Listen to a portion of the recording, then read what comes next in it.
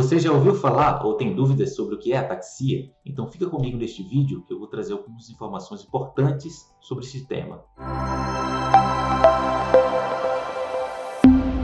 Olá pessoal, meu nome é Thiago Guimarães, eu sou neurologista, especialista em distúrbios do movimento.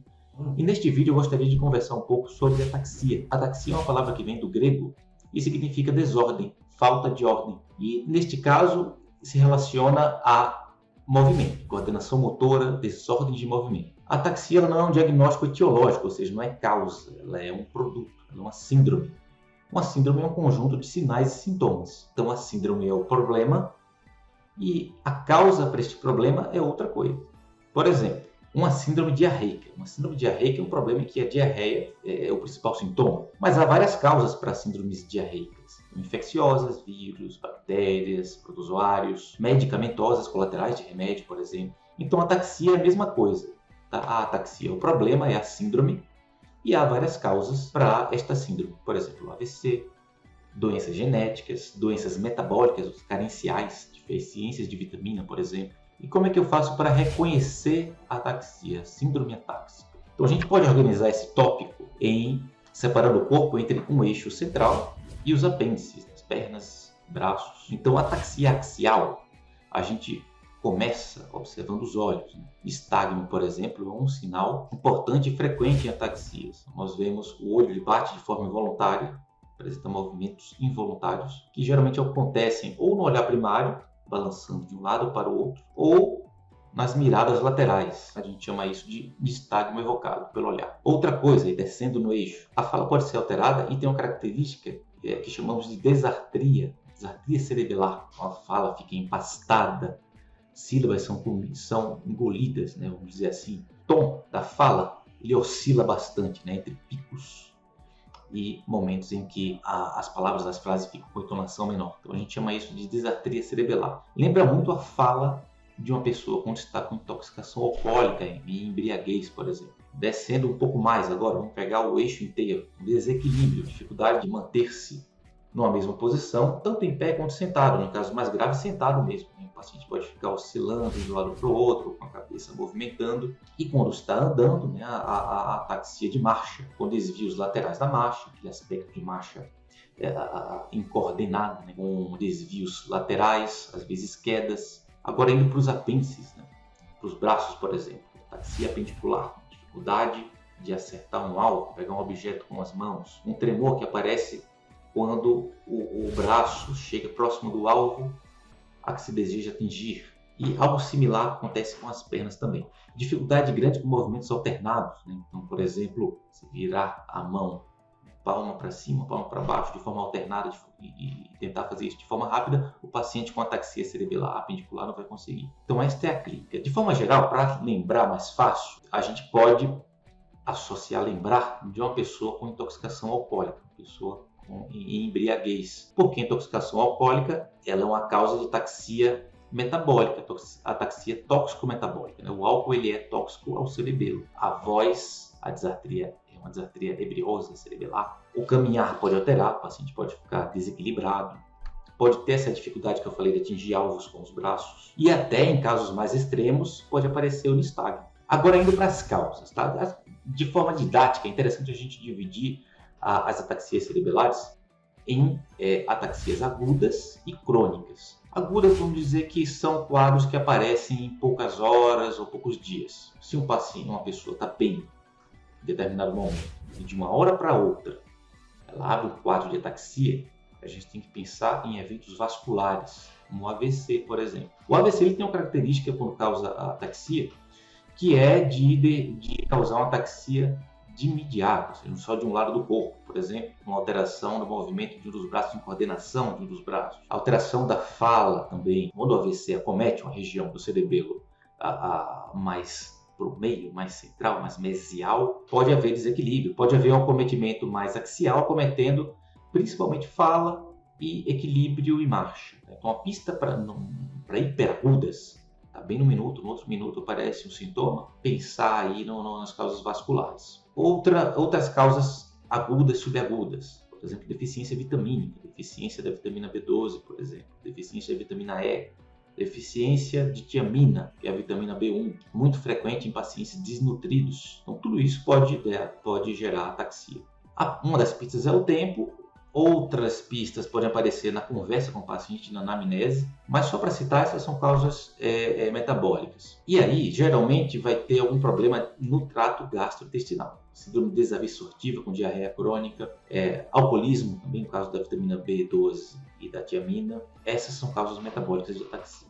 Aqui dentro das agudas e subagudas também, podemos encontrar as causas autoimunes. Doenças autoimunes que podem até abrir com ataxia cerebelar, geralmente um quadro mais global, cometendo o corpo inteiro, são, por exemplo, o lúpus, a síndrome de Sjögren e o BC, a doença de BC. E aí, para cada uma dessas, você vai ter uma pista, né, que pode não aparecer no começo. Então, o lúpus geralmente dá o Hashimoto, mas pode não ter no começo. A gente sempre pesquisa com um exame laboratorial quando o paciente abre um quadro de ataxia cerebelar global, aguda ou subaguda, e imagem também, imagem do crânio, né?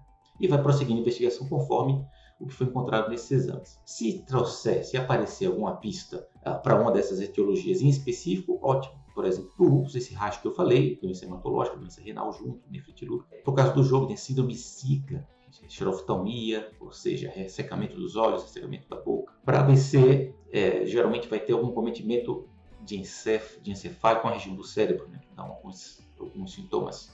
Não vou comentar agora para não entrar muito em detalhes, mas que serve de pista para a gente. São doenças associadas com neoplasias fora do sistema nervoso central. A gente chama essas síndromes de síndromes paraneoplásicas. São mais comuns em pacientes mais velhos, muito associadas a neoplasias de pulmão, neoplasias linfonodais, dos linfomas, e de mama, no caso das mulheres. O curso clínico ele pode ser só com alteração cerebelar, mas pode vir também com alteração de memória, alteração de comportamento, a doença de nervo periférico, com dor neuropática nos 4 membros. Mas uma coisa interessante dessas síndromes, que a gente consegue chamar também de degeneração cerebelar subaguda, recebem essa denominação clássica, na verdade, é que elas podem começar com vertigens episódicas, ou seja, aquela ilusão rotatória de movimento, que vai e vem, desequilíbrios episódicos também. Depois o quadro começa a evoluir de forma mais progressiva e chega até atingir um platô. Um detalhe importante também, quando a gente está procurando a causa, é que você pode não achar tumor durante a investigação inicial. A neoplasia pode aparecer, aí alguns estudos mostram que até 4 anos depois que abre o quadro cerebelar. Ela pode ficar oculta durante todo este tempo. E agora a segunda parte da divisão, as ataxias crônicas. Eu vou subdividir novamente em neurodegenerativas e hereditárias, ou geneticamente determinadas, aquelas que vai passando de geração para geração. Nas neurodegenerativas, temos, por exemplo, a atrofia de múltiplos sistemas, a MS, nesse caso a MS tipo C. E acomete pacientes acima dos 30 anos, mas geralmente uma idade média maior, 50, entre 50 e 60 anos. E o quadro é de uma ataxia cerebelar global, então vai ter o axial, que eu expliquei anteriormente, e o apendicular. A pista para esta condição é um quadro desautonômico importante, ou seja, quedas de pressão oscila muito para baixo, principalmente com mudança de posição. Está sentado ou deitado, está bem, quando levanta da tontura pode levar até desmaio. Tontura caracterizada por instabilidade postural, escurecimento de visão e uma sensação de cabeça vazia. Outra coisa que pode vir acompanhando nesse grupo das desautonomias é retenção urinária ou incontinência urinária. Também pista aí para atrofia de múltiplos sistemas. E normalmente na história familiar você não vai encontrar outras pessoas acometidas. Esta é uma doença que quando a gente faz a ressonância de crânio, pode ver uma alteração de sinal no tronco encefálico, uma região que chama ponte, chamada de sinal da cruz. E o PET scan também pode ajudar quando há dúvida, né, sobre esse diagnóstico. Ele pode somar um elemento a favor de um hipometabolismo nessa região da ponte cerebelo-hipotâmica, que é uma região mais alta no cérebro, hipotâmico posterior. Partindo para genéticas, no adulto, ataxia hereditária no adulto, a mais comum, o grupo de ataxias mais comuns são as ataxias espinocerebelares ou as SCAS. Essas ataxias, elas geralmente não são isoladas, elas vêm com outras coisas, outros sistemas neurológicos acometidos. Então é muito comum achar alteração de raciocínio mal identificado, e geralmente na maioria delas não levando a quadro de demência, mas alguma alteração de humor, cognição, alteração de motricidade ocular, acometimento de nervo periférico, com neuropatia periférica, dor, ou mesmo não tendo dor, mas trazendo alguns outros elementos de alteração de sensibilidade periférica. E até distúrbios de movimentos outros, como parkinsonismo, coreia, mioclonias, que são movimentos como se fossem sustos ou choques. Os pacientes descrevem muito assim, movimentos rápidos, bruscos, imprevisíveis. Distonias, que são movimentos anormais também, neste caso mais previsíveis, que com frequência levam a posturas anormais do corpo, como a distonia cervical, com frequência movimentos torsionais. Então, geralmente as SCAs são este conjunto de distúrbios do movimento com ataxia como agente principal. E são ataxias autossômico-dominantes, ou seja, com herança autossômico-dominante. Geralmente não pulando geração. O paciente tem ataxia, geralmente um irmão também, o pai ou a mãe, avô, bisavô e assim por diante. Do ponto de vista epidemiológico, como eu falei, é a ataxia hereditária mais comum de início na idade adulta. Então, às vezes, mesmo sem história familiar, a gente pede teste para investigar em quadros crônicos, arrastados por muito tempo. As mais comuns são as escalas 1, 2, 3, 6, 7 e aqui no Brasil a 10. A 7 geralmente dá muita alteração de retina, então a gente pode, antes de pedir o teste para 7, se o paciente já tem alguns anos com a doença, pedir exame oftalmológico, fundo de olho, ver se tem a degeneração de retina. Se não tiver, pode até deixar de fora o gene da SK7. Tá, mas e as recessivas? Existe um grupo de doenças de ataxias recessivas que geralmente aparecem abaixo dos 25 anos de idade, abaixo dos 21, 25 anos de idade, que são as ataxias recessivas, aquelas em que há pulo, há saltos de geração. Então, mas mesmo assim pode acometer os pacientes acima dos 25 anos. Então a pista para essas ataxias podem ser consanguinidade parental, pai e mãe do paciente, primos de primeiro grau.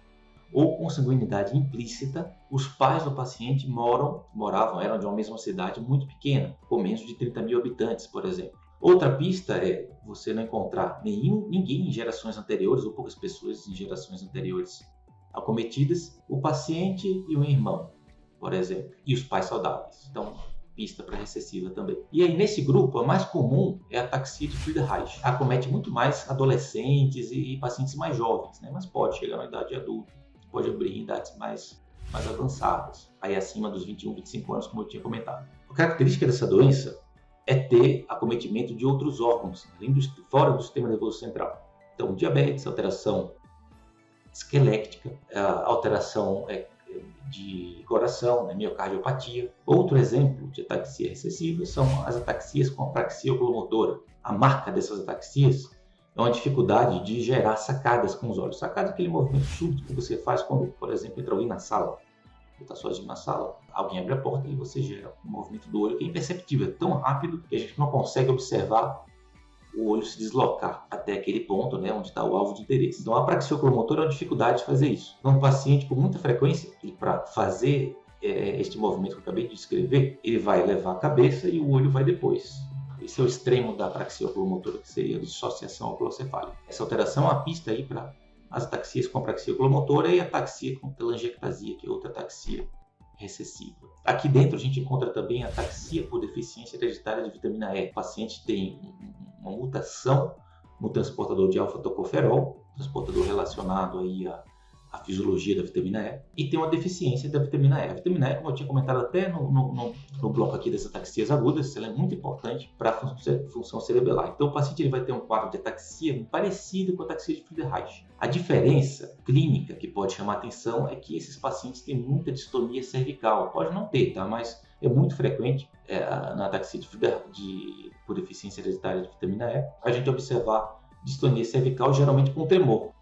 Então, além da postura normal, um tremor cefálico. O importante desta doença é que ela tem tratamento. Você repõe a vitamina E e a tendência é que a doença se estabilize e algumas vezes melhore alguma coisa, tá? Então, o diagnóstico vai ser perseguido de forma intensa. Então, pessoal, eu queria finalizar aqui este vídeo comentando o seguinte, que há várias outras causas para ataxia, principalmente aqui dentro das hereditárias, que não daria tempo, ficaria um vídeo muito cansativo para comentar sobre todas elas. Depois a gente pode destrinchar alguma outra de maior interesse. Um resumo aqui neste vídeo é que é super importante, é extremamente importante que os pacientes, que a população conheça esta síndrome, que não é tão frequente, Se você for perguntar na rua, a maioria das pessoas não vai saber o que é. É extremamente importante esse conhecimento, essa educação em saúde, porque são doenças, são síndromes é uma síndrome que pode trazer grande comprometimento da funcionalidade das pessoas, dos pacientes. Quanto mais conhecimento a população tem sobre o problema, mais rápido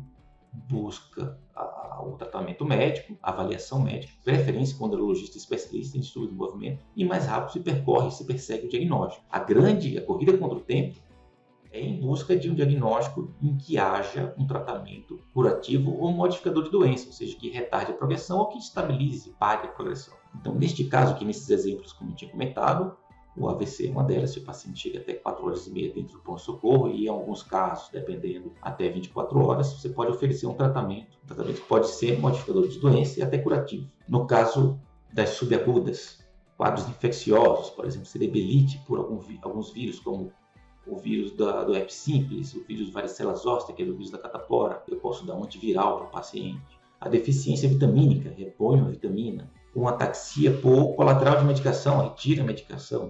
Medicações que são associadas, por exemplo, são as drogas anticonvulsivantes ou, na nomenclatura atual, drogas anticrise, como os inibidores de canal de sódio, principalmente, carbamazepina, oxcarbazepina, fenitoína. São drogas que têm associação com ataxia, que é, nesse caso, medicamentosa. E assim por diante, se o paciente se identifica com ataxia por álcool, uso crônico de álcool, trabalhar para tirar a droga do paciente. Dentre as ataxias crônicas, essas genéticas que comentei por último, o tratamento modificador de doença, o curativo, ele é mais raro, infelizmente, até o momento. Mas existem algumas que têm essa opção. Então devemos persegui-las o mais rapidamente possível. Por exemplo, a deficiência hereditária da vitamina E, que eu acabei de comentar. A ataxia por deficiência hereditária de coenzima Q10, por exemplo.